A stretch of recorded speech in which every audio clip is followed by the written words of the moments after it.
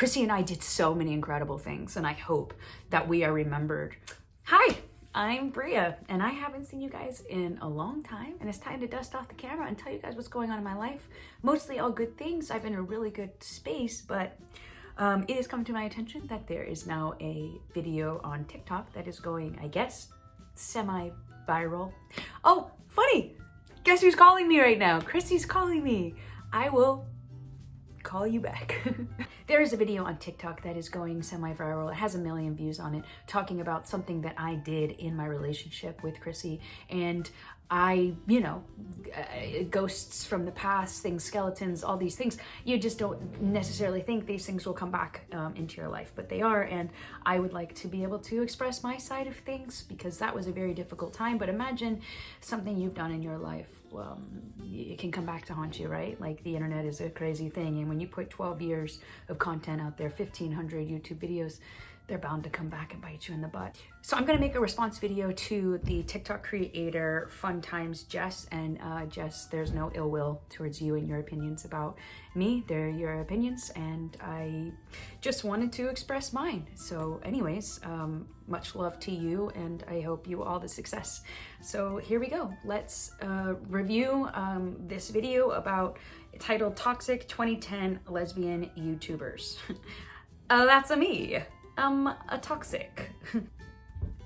Guys, there's this one lesbian YouTube couple that I think that takes up so much of my brain capacity, and I need to find the people on here who know who I'm talking about. They would have been big in like 2010, around that time of like the golden age of lesbian YouTube. 2011. But these two were notoriously toxic.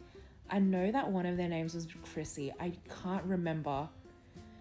Maybe the other person's name started with a B, I don't know. But they did a video where one of them pranked the other, like set up a camera in their living room, waited for the other to get home, and then pranked them by breaking up with them seriously, like pretending to break up with them. The other girl obviously doesn't know she's being pranked, breaks down, is like inconsolable, crying. She says like, I thought we had really been trying and working through things. It is devastating to watch. It's not funny at all. And for some reason, they still edited it and posted it. The pranker ended up writing a song about the situation called like, I'm Sorry, and then posted it on YouTube on their channel. And I think they stayed together after that.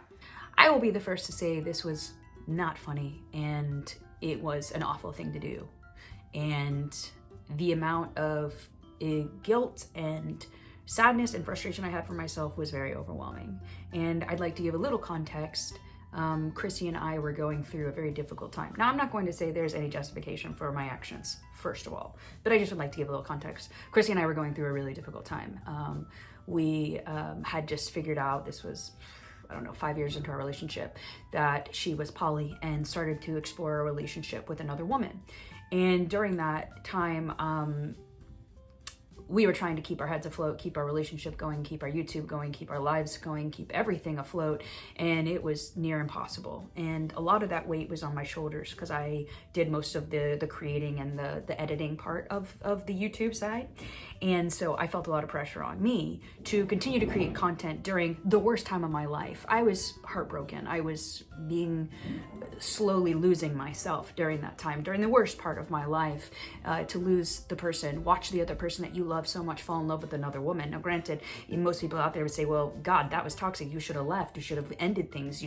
I could have, I should have, I would have, but I loved this person. When you loved somebody so much, you do anything, right? Or you think you should do anything, and it didn't matter what was happening to me. I would have done anything for her.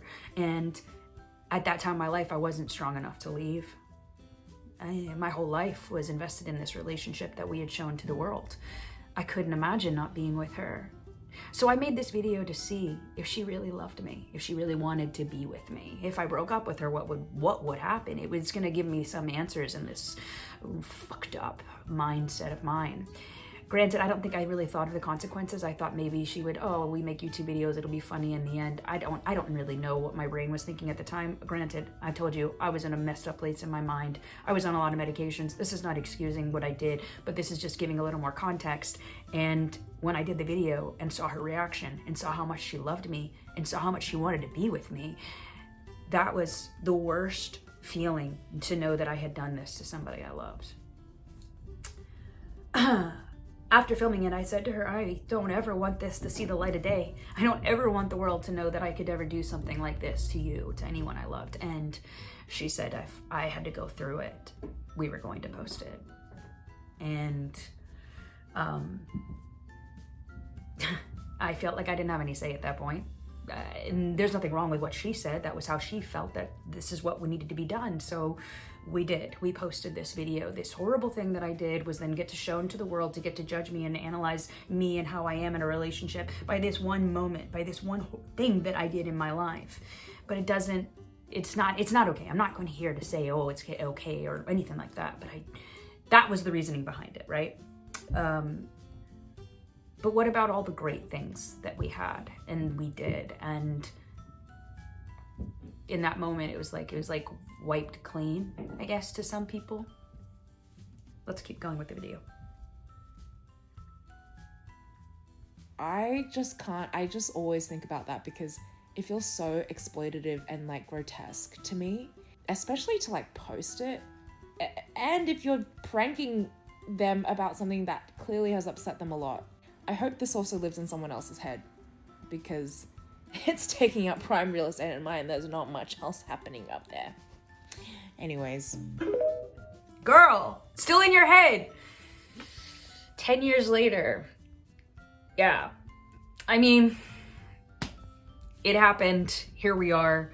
Thank you for sharing that. I just would like to say that, like, Chrissy and I did so many incredible things, and I hope that we are remembered for so many other things.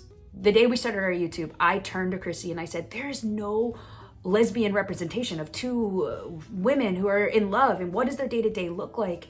And I turned to her and I said, we could be that. We could do that. We could show what it's like. We could show that it's normal. We could show that we love each other. We could show that we're happy and what it's like. And we started vlogging and we loved it, and we loved showing our life. And then we started getting responses and feedback, and people were so receptive to our relationship, and they connected with us and they saw themselves. And next thing I know, we were being seen by hundreds and thousands and hundreds of thousands and millions of people. Like, our videos got seen 500 million times. That's insanity. And we helped people. Well, I used to write handwritten letters and respond to every message, and we did it because we loved it, because we cared, because we wanted to make a difference. Both of Chrissy and I's hearts are so pure and good, and we have good intentions, and we love so deeply, and we loved what we did. We were passionate about making changes and helping people, and we did. And hundreds and thousands of people wrote us thanking us and for us to be there. And I want to look back on those moments, and I want to sit with those moments and be grateful that we got to be a light when it maybe was dark, for you, or you didn't have representation, or you were scared to come out. Like, we made songs to help you come out. We made silly skits. Yeah, they were stupid, but our hearts were in the right place. Just imagine, like, having something that you did out of 12 years be highlighted for the internet to then criticize. I loved making YouTube videos, but for 12 years, I was told how worthless I was in so many ways. How I was the ugly one, I was the fat one, why would Chrissy want to be with me? All of these things, I heard it. I was told things about how people wouldn't even R me. I've been said everything, and it's taken me a long time to, like, heal from all that judgment and criticism. So for me right now, it feels like I'm getting the scab ripped off, and, like, it feels raw. It feels raw because I've gone to therapy and I've worked so hard to love myself and to be loved and to love as much as I always loved, because I loved Chrissy more than I loved myself. And it's taken me these last 2 years to really start to love myself. I always knew my heart was in the right place. And that's what matters. Because I know myself. And the people who love me know that I'm a good person. I want the best. I just want to put out love. That's what Chrissy and I always wanted. And did we show too much? Yeah. But we did it because we cared. We did it because we loved what we did. We did it because we loved each other. And was our relationship toxic in ways? Yes. Was it incredible? Yes. Were we unbelievable together? Were we this force of magic and power? Yes. Like we went and knocked on doors in Washington, D.C. to help make changes. We helped pass laws. We won the first ever civil lawsuit against revenge porn. We used to speak with Hillary Clinton. We were on the board with Kamala Harris. We had so many people turn to us for help and love and guidance. And I truly hope, from the bottom of my heart,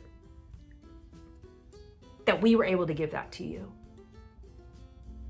I'm sorry if we were flawed or stupid or annoying or that couple, but just know that all we wanted was to put out love. And I hope that when you look back on us, you smile and you think of the silliness and some of the lightheartedness. And as always, love unconditionally. And from me and Chrissy, I'm sure she'd want to say, big kiss, big hug, big love.